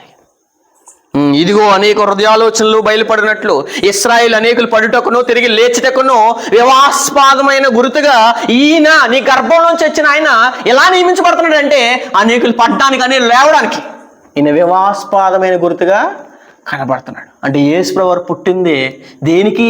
చచ్చిపోవడానికి పడుతున్నాడు. నీ కొడుకు ఎందుకు పడుతున్నాడు అంటే చచ్చిపోవడానికి పడుతున్నాడు. అంటే గుండెలు పగిలిపోతాయి తల్లి. అసలు తండ్రి ఇది ఓర్చుకోలేడు, తల్లి మరీ ఓర్చుకోలేదు. ఎందుకంటే అసలు కొడుకు కళ్ళ ముందు చంపేస్తుంటే, యూదులు వచ్చి రోమిలు చంపేస్తుంటే నిజంగా తల్లి ఎలా ఓర్చుకుందండి. ఇంకా ఆవిడకి నిజంగా యాక్సెప్ట్ చెప్పలేదు. అంటే మరణం ఎలా తీసుకుంది ఆవిడ. కొడుకు చచ్చిపోతున్నాడు అంటే ఆ ఫీలింగ్ ఎలా ఉంటుందంటే మనకు చాలా భయంకరంగా కనపడుతుంది. అది 35 మరియు నీ హృదయంలోనికి ఏం చేస్తాడంట, హృదయంలో ఖడ్గం దూసిపోతుంది. నీ కొడుకు బతుకుండగానే చచ్చిపోతాడు, నీ కళ్ళెదురు చచ్చిపోతాడు. అసలు భవిష్యత్తుని ముందు చెప్తుంటే అసలు మనకి నిజంగా ఎవరైనా మనకి నచ్చిన వాళ్ళు మన కళ్ళ ముందు చచ్చిపోతానే ఆ ఇమేజ్ మనం మర్చిపోలేం. అలాంటిది అసలు పుట్టేదే నా కొడుకు చచ్చిపోడు 3 నెలలు కూడా కాకముందు చెప్పేశాడు సిమియోను. అది ఎంత భయంకరంగా ఫేస్ చేసిందండి ఆవిడ. నిజంగా ఏ తల్లి ఫేస్ చేయట్లేదు అలాగా. ఇప్పుడు పుట్టిన ఏ తల్లి కన్నా ప్రతి తల్లి మరియని చూసి నేర్చుకోలేదు. ఎందుకంటే మరియ రియాక్ట్ అయిన విధంగా ఏ తల్లి రియాక్ట్ అవ్వట్లేదు. నీ హృదయంలో ఖడ్గం దూసుకుపోతుంది. నీ హృదయంలో ఏమంటున్నాడు అక్కడ, మరియు నీ హృదయంలోనికి ఒక ఖడ్గము దూసుకుపోతుంది. కళ్ళ ముందే చంపేశారే కొడుకుని, కళ్ళ ముందే కొరడాలతో కొట్టి, కళ్ళ ముందే దేహాన్ని చీల్చేసి, కళ్ళ ముందే బాడీలో బ్లడ్ అంతా ఉలికించేసి అసలు దేహం కూడా ఏమైపోతుందంటే చీలికలు అయిపోతుంటే ఏ తల్లి చూడలేదే ఆ ఇమేజ్ని, ఆ వీడియోని. నిజంగా ఈ తల్లి అలా చూసిందండి. అసలే నిజంగా ఇప్పటికీ కనుక యేసుక్రీస్తు సిలువ మరణం చూస్తే మన కళ్ళంటే నీళ్ళు వస్తాయి. మనకి చూసి మనకి ఎప్పటికీ వస్తే నిజంగా కొడుకు కళ్ళ ముందు చచ్చిపోతుంటే ఎలా రియాక్ట్ అయిందండి నిజంగా తల్లి. నిజంగా కొడుకుని కళ్ళ ముందు రాళ్ళతో కొట్టేసి చంపేతనే మనం తట్టుకోలేమే. అసలు హింసించేసి బరువైన సిలువ మోయించి ముళ్ళ కిరీటం పెట్టి కళ్ళ ముందే కొడుకుని చంపేస్తుంటే ఎలా అసలు ఆవేదన, దృక్పథం, ఆ బాధ, కన్నీరు అసలు ఆవిడ ఎలా రియాక్ట్ అయింది. ఏ తల్లి తండ్రి రియాక్ట్ అవ్వాల్సిన విధంగా రియాక్ట్ అవుతున్నారు. మనకెందుకు ఈ జీవితంలో కనపడట్లేదు. అసలు ఈ మరి గారిని చూసిన అలాగే కనపడుతున్నారే, దావీదుని చూసిన అలా కనపడుతున్నాడే, అబ్రాహాం చూసిన అలా కనపడుతున్నాడే. ఒక అబ్రాహాం లాగా, ఒక దావీదు లాగా, మరి గారి లాగా ఈ తరంలో నిజంగా నిరీక్షణ ఉన్న మనము, క్రొత్త నిబంధనలో ఉన్న మనము, మరీ శ్రేష్టమైన నిబంధనలో ఉన్న మనము మన జీవితంలో మన ఇంట్లో చచ్చిపోతే మనం ఎలా రియాక్ట్ అవుతాం. మరణం మనకు ఎలా కనపడుతుంది. మరణం అనే ఇమేజ్ ఊహనే రాకుండా మనం బ్రతుకుతున్నామే, ఊహనే మన కుటుంబంలో పరిచయం చేయకుండా బ్రతుకుతున్నామే. కొడుక్కి ఏ తల్లి ఎవరో నువ్వు చచ్చిపోతావు అని చెప్తారు ఎవరైనా? నిజంగా చెప్పడం గుడిలో చేసుకుని, ఒరే నువ్వు చచ్చిపోతావు, పుట్టి నీవు ఎప్పుడైనా చచ్చిపోతావు, ఇదిగో కూతురికి పుట్టి నీవు ఎప్పుడైనా చచ్చిపోతావు అని ఏ తండ్రి నేర్పట్లేదు. వాళ్ళు నేర్పారండి. ఎంత గొప్ప మహానుభావులు అండి. చూద్దాం ఒకసారి. పుట్టినరోజుకి సిద్ధం చేసే మనము దేనికి సిద్ధం చేయాలి? మరణానికి సిద్ధం. పుట్టినప్పుడు కొడుక్కి చెప్పాల్సింది ఏంటంటే, ఒరు బాబు నువ్వు ఎప్పుడైనా చచ్చిపోతావు. అసలు పుట్టింది దేనికి? చచ్చిపోవడానికి అని చెప్పిన సిమియోను ఈ మాట మన కొడుక్కి కూతురికి నేర్పట్లేదు. మనం నేర్పని దయచేసి పుట్టిన పిల్లోడికి డెత్ డే అనేది ఒకటి ఉంది. నీ డెత్ డే తండ్రిగా నేనన్నా నీకంటే ముందు వెళ్ళిపోవచ్చు, నాకంటే నువ్వు ముందే వెళ్ళిపోవచ్చు, కానీ ఎప్పుడు వచ్చినా మరణానికి నువ్వు సిద్ధపడి ఉండాలని కూతురికి కొడుకు చచ్చిపోండి దయచేసి మీరు. ఎందుకంటే మరణం గురించి సిద్ధపడి చచ్చిపోవాలని తల్లిదండ్రులు. సిద్ధపాటు దేని గురించి అంటే ఎప్పుడైనా రాని మరణం ఎప్పుడైనా స్వీకరిస్తాను. అనుకోలేదు, ఊహించలేదు అనే మాటలు మన జీవితంలో రాకూడదు. అనుకోలేదు అంటాం మనం. అపోస్తలుల 17వ అధ్యాయం 31వ వచనం. అసలే పడుకుంటాం దేనికి? తిరిగి లేవడం కొరకు. 17:31. ఎందుకనగా తాను నియమించిన మనుషులకు ఆయన ఉన్నాడు. ఎవరో? యేసుక్రీస్తు వారు తాను నియమించిన మనిషి చేత నీతిని అనుసరించి భూలోకానికి తీర్పు తీర్చే దినమును నిర్ణయించున్నాడు. ఆల్రెడీ ఒక డే ఉంది మనకి. ఆ డేకి వెళ్ళాలంటే మనకేం రావాలి? మార్గము. ఆ మార్గం ఏంటిది? మరణము. మరణాన్ని దావీదు భక్తుడు ఎలా చెప్పాడు? మార్గంగా చెప్పాడే. అలాగే అబ్రహాము తన పిల్లలకి నేను వెళ్ళిపోయిన తర్వాత ఆస్తులు పంపకాలు కాదు, ఏం చెప్పాడు? తన తర్వాత నీతి న్యాయం జరిగించాలని చెప్పాడు. అలాగే సొలొమోను కూడా ఏం చెప్పాడు? నేను వెళ్ళిపోయిన తర్వాత నిబ్రం కలిగి ఉండు, ధైర్యం కలిగి ఉండు, యెహోవా ఆజ్ఞలు కానీ ఆయన కట్టడలు కానీ నువ్వు ఎప్పుడు మర్చిపోకని చెప్పాడు. ఏం నేర్పుతున్నారు పాఠాలు ఈనాడు? ఏం నేర్పుతున్నారండి ప్రతి తల్లిదండ్రి? మరణం మనకు ఎలా కనపడుతుందో చాలా జాగ్రత్తగా మన జీవితంలో చూసుకోవాలి మనం. ఎందుకంటే మరణం చెప్పి రానిది, అది ఎప్పుడు కూడా మనకి ఇన్విటేషన్ ఇచ్చి వస్తుందండి. మరణం అసలు ఎప్పుడు కూడా మనకి చెప్పలేనిది, చెప్పి రానిది ఏంటిదంటే మరణం. ఎప్పుడు కూడా ఇన్విటేషన్ ఇచ్చి కానీ ఇంటికి తలుపు తట్టి కానీ నువ్వు చచ్చిపోతావు పలానా డేన్ అని ఎప్పుడు చెప్తావు. ఏది? మరణం. అనుకోకుండా జరిగిందండి అంటమ్మా. అది ఎప్పుడు చెప్పి రాదు, చెప్పి నీ తలుపు తీయది ఏంటంటే మరణం. హెబ్రీ పత్రిక 2వ అధ్యాయం 13వ వచనం. హెబ్రీ పత్రిక 2వ అధ్యాయం 14. కాబట్టి ఆ పిల్లలు రక్త మాంసములు గలవారై ఉన్నందున. ఏ పిల్లలు? ఆ పిల్లలు. ఎవరికైతే రక్త మాంసం ఉందో ఇశ్రాయేలుకి అక్కడ గురించి చెప్తే ఏమన్నాడంటే ఆ పిల్లలు రక్త మాంసములు గలవారై ఉన్నందున. మనకు కూడా ఏముంది? రక్తము మాంసము ఉంది. రక్తం మాంసం పొన్న ప్రతి ఒక్కడు భయపడేది ఏంటంటే మరణం. మరణం అంటే భయపడలేని వాళ్ళు చూపించండి లోకంలో. ఏ ఒక్కడు కోరుకోలేనిది, ఊహించుకోలేనిది, ఆలోచనలో కూడా రానిది ఏంటంటే మరణం. ఈ మరణానికి రక్త మాంసములు గలవారైన వారు భయపడకూడదు. అదే చెప్తున్నాడు. ఆ పిల్లలు రక్త మాంసములు గలవారై ఉన్నందున ఆ ప్రకారమే మరణం యొక్క, అమ్మో మరణం, అయ్యో మరణం అంటాం కానీ మరణానికి భయపడితే మరణం అనే దాస్యం కింద ఉన్నారు మీరు. ఒక దాస్యం కింద బానిసత్వం చేస్తే దేనికంటే మరణానికి. క్రైస్తవుడు మరణానికి భయపడకూడదు. మరణం అనే దాస్యత్వం అన్నట్టు చూడండి అక్కడ. ఆ పిల్లలు రక్త మాంసాలు గలవారైనందున మరణం యొక్క బలము గలవాడు ఎవరు? అపవాదిని మరణము ద్వారా, ఏ మరణము? క్రీస్తు మరణం ద్వారా నశింపు చేస్తే ఇంకా భయపడుతున్నాడు చాలా మంది మరణానికి. మరణం ద్వారా నశింపు చేస్తే మరణం యొక్క బలం గలవాడిని మనం ఇంకా ఎందుకు మరణానికి భయపడుతున్నాం? మరణానికి భయపడే ప్రతి ఒక్కడూ మరణం అనే దాస్యం కింద ఉన్నారు. అంటే మీరు ఒక బానిసత్వంలో, ఒక చెరలో ఉన్నారు. మీరు మరణం, క్రైస్తవుడు అయిన తర్వాత కూడా మరణానికి భయపడ్డారా? ఖచ్చితంగా మీకు దేవుడు చెప్పిన విషయాలు అర్థం కాలేదు. 15 ఆ ప్రకారమే మరణం యొక్క బలము గలవాన్ని అనగా అపవాదిని మరణం ద్వారా నశింపు చేయుటకు జీవిత కాలం అంతా, పుట్టినప్పటి నుంచి చచ్చిపోయే వరకు మన నోట్లంటే రానిది మరణం అనే పదం. అయ్యి చచ్చిపోతారండి మీరు అనండి, అస్సలు తట్టుకోలేరండి వీళ్ళు. ఒరే నేను బతికుండా చచ్చిపోవాలన్నావు ఏంటి అంటారు చాలా మంది. జీవిత కాలం అంతా కన్ను మూసే వరకు మనం దేనికి భయపడతామంటే మరణానికి భయపడతాం. జీవిత కాలం అంతయు మరణ భయం చేత జీవితంలో మనకి కళ్ళల్లో ఊహల్లో కానీ ఆలోచనలు కానీ నోట్లోంచి కానీ రాని పదం మరణం. మనకి ఎప్పుడు రావాల్సిన పదం మరణం క్రైస్తవుడికి. నేను ఎప్పుడు వెళ్ళిపోతానా, నా తండ్రిని ఎప్పుడు చూస్తానా, నా తండ్రి దగ్గరికి వెళ్ళడానికి ఈ బాడీని ఎప్పుడు వదిలేస్తానని త్వరపడవలసిన మనం, సిద్ధపడవలసిన మనం, ఈ దేహాన్ని ఎప్పుడు వదిలేస్తానని సిద్ధపడవలసిన మనం మరణం అంటేనే భయపడుతున్నామంటే నిజంగా నిరీక్షణ ఉన్న మనమా, నిరీక్షణ లేని ఉన్నవారు? వీరిలో ఎవరు గొప్పలు ఒకసారి చూడండి మీరు. మరణ భయం చేత దాస్యమునకు లోబడిన వారిని విడిపించుటకు ఆయన కూడా రక్త మాంసములో ఆల్రెడీ బాప్తిసం పొందేసాం, విశ్వాసంలోకి వచ్చేసిన రక్తం పెట్టేసిన తర్వాత మరణాన్ని ఉన్నవాడిని నశింపు చేస్తే ఇంకా మనం మరణానికి భయపడుతున్నామంటే మరణం అనే దాస్యం కింద ఉన్నాం. గుర్తుపెట్టుకోండి. మనం మరణం అనే దాస్యం కింద విడిపించడానికి క్రీస్తు వారు వస్తే ఇంకా మరణం అని భయపడుతున్నామంటే నిద్రను అర్థం కాలేదు కాబట్టి భయపడతాం.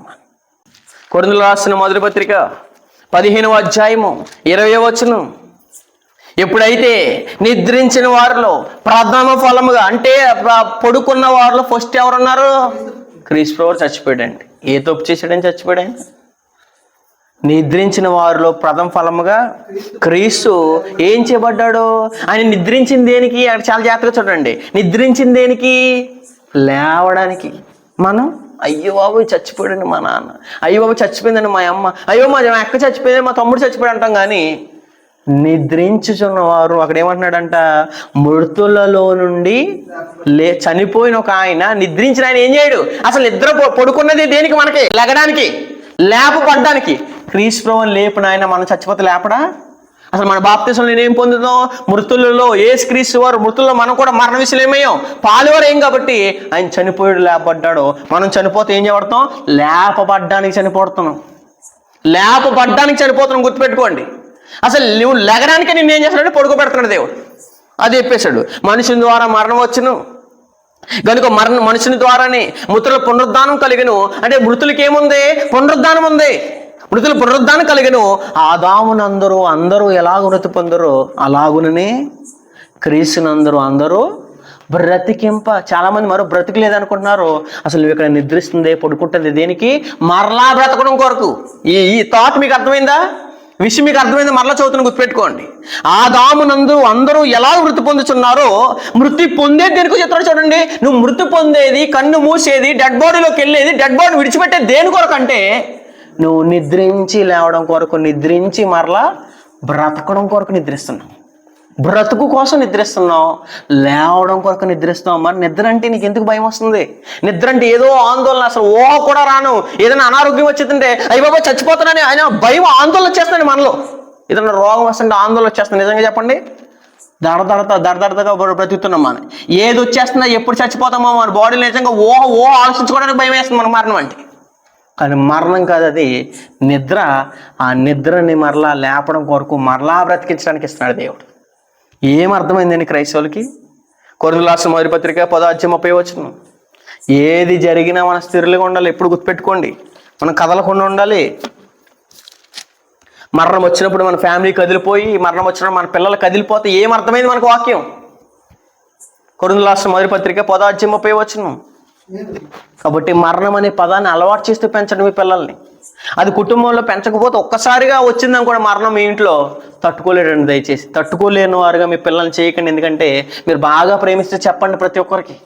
అది చెప్తున్నాడు. మీరు ఏం చేసినను దేని కొరకంట? తిన్నా మహిమ, తాగినా మహిమ, ఏం చేసినా మహిమ. నా ఇంట్లో మా నాన్న చచ్చిపోయినందుకు నాయన నీకు మహిమ, మా అమ్మ చచ్చిపోయినందుకు నీకు మహిమ, మా కొడుకు చచ్చిపోయినందుకు మహిమ, మా కూతురు చచ్చిపోయినందుకు నీకు మహిమ కలగాలి. కాబట్టి మీరు భోజనము చేసినను, పానము చేసినను, మరి ఏమి చేసినను, మా ఇంట్లో జరిగింది నీకు స్తోత్రం అయినా, నీకు మహిమ కలగాలి, నీ కృతజ్ఞాస్తులైనా అని ఏ ఒక్కరు తమ నోట్లో చెప్పట్లేదే. ఇంట్లో ఎవరైనా చచ్చిపోతే, డాడీ హాస్పిటల్లో చచ్చిపోయారని తెలిసిన ఇంటికాడ మోకరించండి. దయచేసి మోకరించిన ఆయన నీకు స్తోత్రం, నీకు మహిమ కలగాలని చెప్పండి. ఏమి చేసినా మన జీవితం ద్వారా ఏం కలగాలంట? మహిమ కలగాలి. మరి ఏమి చేసినను, మరి మీరు ఏమి చేసినను సమస్తమును దేవుని మహిమ కొరకు చేయండి. జరిగింది మహిమ ఇవ్వండి దేవునికి, జరిగింది కృతజ్ఞతలు చెల్లించండి, జరిగింది మోకరించండి దయచేసి. ఎందుకంటే దేవునికి మన జీవితంలో ఏం జరిగిన మహిమ ఏమి చెప్పి మనం బ్రతుకుతున్నాం అండి? ఎలా పెంచుతున్నాం మనం? కుట్టింపులుగా మీరు ఎవరికి చెప్పకుండా చచ్చిపోకుండా దయచేసి. మీరు నిజంగా ఎవరి మీద ఎక్కువ ప్రేమ ఉంటే దయచేసి నేను వెళ్ళిపోతాను, నువ్వు కూడా వెళ్ళిపోతావు. వెళ్ళిపోయినా ఎవరు వెళ్ళిపోయినా నువ్వు బాధపడకు. ఎవరు వెళ్ళిపోయినా నీ నోట్లోంచి కన్నీరు కానీ, దేవుని దూషించి కానీ మాటలు రాకూడదని కుటుంబీకులు చెప్పి చచ్చిపోయింది దయచేసి. చావు ఏంటిది? చావు అంటే ఏంటి? చావు లాభం. చావు అంటే బాధపడుతున్నావు ఏంటి? చావు అంటే లాభం. బ్రతికితే క్రీస్తు, చచ్చిపోతే లాభం. చచ్చిపోతే బాధపడుతున్నారేంటి? చచ్చిపోతే ఏడుస్తున్నారేంటి? చచ్చిపోతే లాభం అన్నాడు చూడండి ఫిలిప్పీ పత్రిక 1:21. క్రైస్తవుడికి మరణం ఎలా కనపడుతుందో ఖచ్చితంగా తెలియాలి. ఫిలిప్పీ పత్రిక 1:21 చాలా చక్కని మాట అండి. ఈ మాట ఉన్నప్పుడల్లా నాకు ఆనందం వేస్తుంది. ఎందుకంటే అసలు చచ్చిపోతేనే బెటర్ మనం. ఫిలిప్పీ 1:21 నా మట్టుకైతే బ్రతుకుట క్రీస్తు. దేవుడు అన్యాయం చేయలేదు. దేనికి ఇస్తున్నాడు? నీకు మరణం ద్వారా లాభాన్ని ఇస్తున్నాడు. లాభం ఇచ్చే దేవుడిని ఏమన్నామంటే మన నోటంట దేవుడు అన్యాయం చేశాడు అంటున్నారు చాలా మంది. దేవుడు ఎప్పుడు అన్యాయం చేయడు, మనం అన్యాయం చేస్తున్నాం. కాబట్టి దేవుడు ఎప్పుడు అన్యాయం చేయడు. కాబట్టి లాభం ఇవ్వడానికి నేను ఏం చేస్తున్నాడో పడుకోబెడుతున్నాడు. నీకు నిద్రిస్తుంది దేని కొరకంటే నీకు లాభం ఇవ్వడానికి. అందుకు నేను నా మట్టుకు అయితే బ్రతుకుట క్రీస్తు. చచ్చిపోతే బాధ, చచ్చిపోతే ఆందోళన, చచ్చిపోతే గుండెలు పగిలిపోవడం, చచ్చిపోతే నిబ్రం కోల్పోవడం కాదు, చచ్చిపోతేనే లాభం. చావు అయితే ఏంటి? లాభం. ఒకటి లాభం అన్నప్పుడు ఎందుకండి బాధపడుతున్నాం? అంటే క్రైస్తవుడికి మరణం అంటే ఎలా కనపడుతుంది? నీ కళ్ళకి మరణం అన్నా, నీ ఊహకి మరణం అన్నా, నీ నోటంట మరణం అన్నా ఎలా కనపడుతుంది? ఎలా ఊహించుకున్నావు? దయచేసి ఒకసారి క్రైస్తవుడు విధానం మారాలి. దయచేసి నిరీక్షణ లేని వారు అలా ఉంటుంటే నిరీక్షణ ఉన్నవారు ఎలా ఉంటున్నారు దయచేసి గుర్తుపెట్టుకోండి. ఎందుకంటే చచ్చిపోతే లాభం. నాయన మా నాన్న తీసుకున్నావా, నీకు స్తోత్రం. మా అమ్మని తీసుకున్నావా, స్తోత్రం. నేను లాభం ఇవ్వడానికి ముందుగా తీసుకున్నావు అని చెప్పాలండి. అసలు ఏమి చెప్పి మనం పెంచుతున్నాం? ప్రేమించేవాడు దూరం అయిపోతే మీరు దేవునికి ఏం చెప్పాలి? స్తోత్రం చెప్పాలి, దేవుని మహిమ కలుగుగా అని చెప్పాలి. నేను లాభం ఇవ్వడానికి మా కుటుంబంలో మొదట ఈయన తీసుకున్నాం అని చెప్పాలి. చదువు ఒకసారి తెస్సలోనికీయులకు రాసిన మొదటి పత్రిక 4వ అధ్యాయము 18వ వచనం. ఈ మాటలు మీరు అందరూ తెలుసుకోవాలండి దయచేసి. తెస్సలోనికీయులకు రాసిన మొదటి పత్రిక 4వ అధ్యాయము 18వ వచనం. ఈ మాటలని మనం గుర్తు చేసుకోవాలి. కాబట్టి మీరు ఈ మాటల చేత ఏం చేయాలంట? ఒకరినొకడు ఏం చేసుకోవాలంట? క్రైస్తవుడికి నిరీక్షణ ఉంది. ఎందుకు బాధపడతారమ్మా మీరు? క్రైస్తవ నిరీక్షణ ఉంది, ఇంకెందుకు తలుచుకున్నారు మీరు? క్రైస్తవ నిరీక్షణ ఉంది. కన్ను మోస్తే ఒక వెళ్ళాల్సిన లోకం ఉంది కాబట్టి మరణం పెద్ద భూతద్దంలో పెట్టి చూడకుండా మరణం అనేది నిద్ర. అసలు నిద్రిస్తుంది దేనికి? మనం లేపబడ్డానికి, ఒకరోజు బ్రతికింపబడ్డానికి మరణిస్తున్నాం. కాబట్టి మరణం అనేది భూతద్దంలో పెట్టి దయచేసి చూడకండి. అదే తెస్సలోనికీయులకు రాసిన మొదటి పత్రిక 3వ అధ్యాయం 6వ వచనం.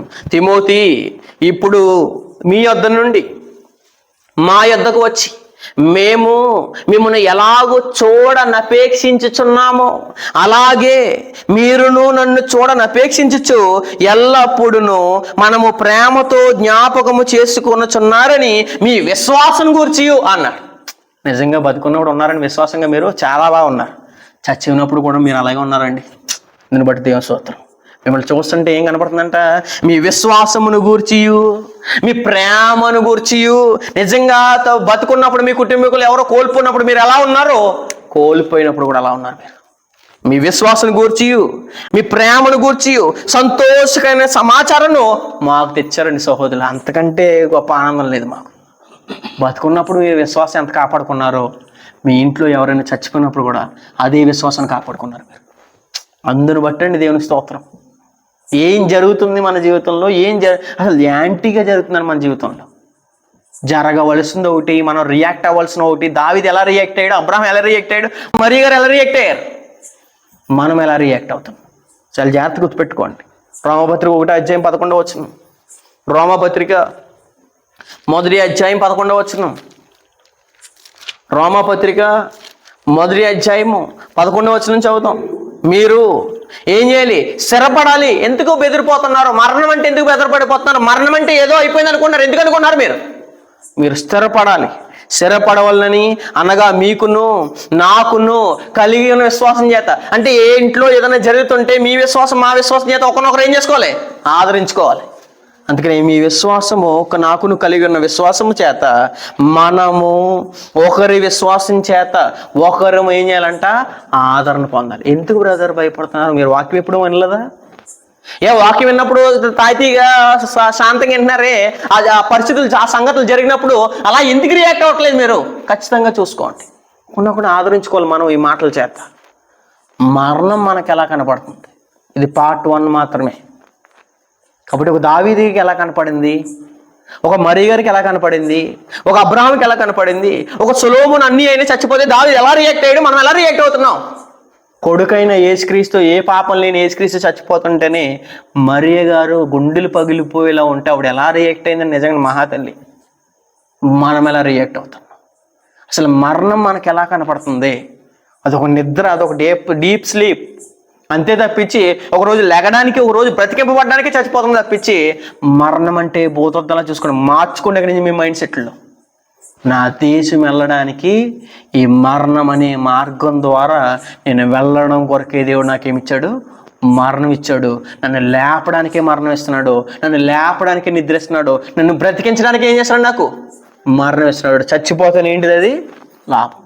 దయచేసి మీరు ఎవరైనా బాగా ఎక్కువ ప్రేమించాలి ఉంటే మీరు ఎప్పుడైనా చచ్చిపోతారో, నేను ఎప్పుడైనా చచ్చిపోతానో ఇది చెప్పి చచ్చిపోతుందండి, చాలా భయంకరమైన దాంట్లోకి వెళ్ళిపోతారు. కాబట్టి దయచేసి మరణం క్రైస్తవుడికి ఎలా కనపడుతుంది వివరించండి, తెలియజేయండి. దయచేసి ఇక్కడి నుంచి మనకు ఎలా కనపడాలి? మరణం అంటే ఒక నిద్రలాగా, బ్రతికించబడేదానిలా, లేపబడేలా కనపడాలి. మిగిలిన విషయాల్ని పార్ట్ 2ని మనం భవిష్యత్తులో ఆలోచన చేద్దాం.